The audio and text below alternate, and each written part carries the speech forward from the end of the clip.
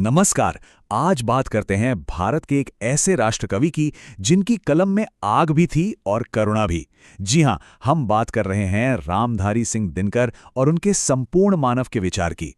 ये जो बात दिनकर जी ने कही, ये सिर्फ कुछ खूबसूरत शब्द नहीं है। ये एक बहुत गहरी सोच है, एक दर्शन है। इसी सोच ने उन्हें लिंग भेद पर कुछ सबसे क्रांतिकारी लिखने के लिए प्रेरित किया। मतलब उनका मानना था कि अगर किसी पुरुष में स्त्री वाले गुण आ जाएं या किसी स्त्री में पुरुष वाले गुण, तो ये कोई कमी नहीं है। अरे बल्कि ये तो इंसान को और भी ज्यादा पूरा और भी ज्यादा संपूर्ण बनाता है।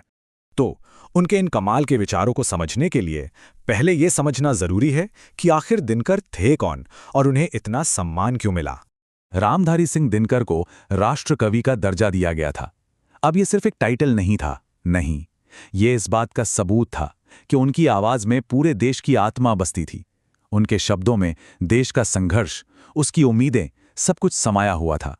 उनकी जिंदगी का सफर देखें तो 1908 में बिहार के सिमरिया में जन्म हुआ और कमाल देखिए, सिर्फ 21 साल की उम्र में 1929 में उनकी पहली किताब आ गई प्रणभंग और 1974 तक वो साहित्य की एक ऐसी दुनिया रच गए जो आज भी अमर है। मतलब उनका पूरा जीवन भारत के सबसे बड़े बदलावों के दौर का गवाह रहा और ये सब उनकी लेखनी में झलकता है। चलिए अब बात करते हैं उन सम्मानों की जिन्होंने साहित्य जगत में उनके कद को और भी ऊंचा कर दिया। उन्हें साहित्य अकेडमी अवार्ड मिला संस्कृति के 4 अध्याय के लिए और फिर भारतीय ज्ञानपीठ पुरस्कार, जो साहित्य का सबसे बड़ा सम्मान माना जाता है, वो मिला उर्वशी के लिए। जाहिर है इन पुरस्कारों ने उनकी प्रतिभा पर मोहर लगा दी, पर सवाल ही उठता है कि वो कौन सा क्रांतिकारी विचार था, वो कौन सी सोच थी उनके काम के पीछे जिसने उन्हें इतना महान बनाया। और उस सवाल का जवाब छिपा है उनके इस एक विचार में, अर्धनारीश्वर का विचार। उन्होंने इसी नाम से एक मशहूर निबंध भी लिखा था। तो ये अर्धनारीश्वर क्या है? ये भगवान शिव और देवी पार्वती का वो मिला जुला रूप है जिसमें एक ही शरीर आधा पुरुष का है और आधा स्त्री का। ये इस बात का प्रतीक है कि मर्द और औरत अलग अलग या एक दूसरे के विरोधी नहीं हैं, बल्कि वो एक ही सिक्के के 2 पहलू हैं।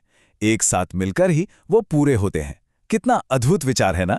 दिनकर का मानना था कि समाज ने एक बड़ी गलती कर दी। समाज कहता है कि पुरुष मतलब एक मजबूत कठोर पेड़ और स्त्री एक कोमल सहारे पर टिकने वाली बेल। पर दिनकर कहते हैं नहीं, ये गलत है।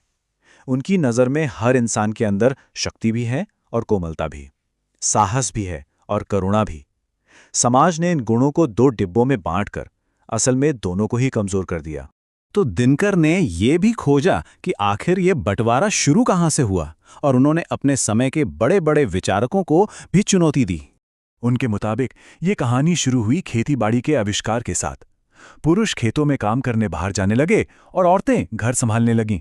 बस यहीं से जिंदगी 2 अलग अलग हिस्सों में बट गई और जो चीज जरूरत के हिसाब से शुरू हुई थी वो धीरे धीरे दिमाग पर हावी हो गई।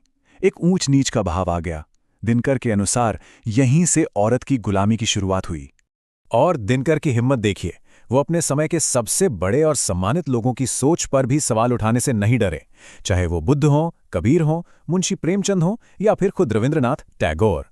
दिनकर का मानना था कि इन महान लोगों के विचारों में भी कहीं न कहीं औरतों को लेकर एक अधूरी और नुकसानदेह सोच झलकती है। जैसे मुंशी प्रेमचंद ने लिखा, पुरुष जब नारी का गुण लेता है तब वो देवता बन जाता है, किंतु नारी जब नर का गुण सीखती है तब वो राक्षसी हो जाती है। दिनकर ने इसी तरह के उदाहरण देकर दिखाया कि यह सोच हमारी जड़ों में कितनी गहरी बैठ चुकी थी। तो फिर इसका हल क्या है? दिनकर ने इसका भी एक रास्ता दिखाया और वो रास्ता किसी एक के जीतने या हारने का नहीं है। दिनकर कहते हैं कि आगे बढ़ने का रास्ता ये है कि हर पुरुष अपने अंदर के स्त्री गुणों को पहचाने, उन्हें अपनाएं और हर स्त्री अपने अंदर के पुरुष गुणों को बेझिझक जिए, क्योंकि असली ताकत, सच्ची शक्ति खुद को आधा दबाने में नहीं बल्कि अपने सभी गुणों को मिलाकर एक हो जाने में है। इसका सबसे बेहतरीन उदाहरण शायद महात्मा गांधी हैं। अपने जीवन के आखिरी दिनों में वो इसी आदर्श को जी रहे थे। पता है, उनकी पोती ने उन पर एक किताब लिखी जिसका नाम था बापू मेरी माँ। ये दिखाता है कि करुणा, ममता, सहनशीलता, ये सब गुण जिन्हें अक्सर औरतों वाले कहकर कम आंका जाता है, ये असल में कमजोरी नहीं बल्कि एक संपूर्ण इंसान होने की निशानी है। दिनकर ने ये बातें दशकों पहले लिखी थीं, लेकिन आज भी ये हमें सोचने पर मजबूर करती हैं। जरा सोचिए, आज भी हम कहाँ-कहाँ मर्दों के गुण और औरतों के गुण को अलग-अलग बांटकर देखते हैं, और इन बनावटी दीवारों को खड़ा करके हम इंसान के तौर पर अपनी कितनी शक्ति, कितनी संभावनाओं को खो रहे हैं।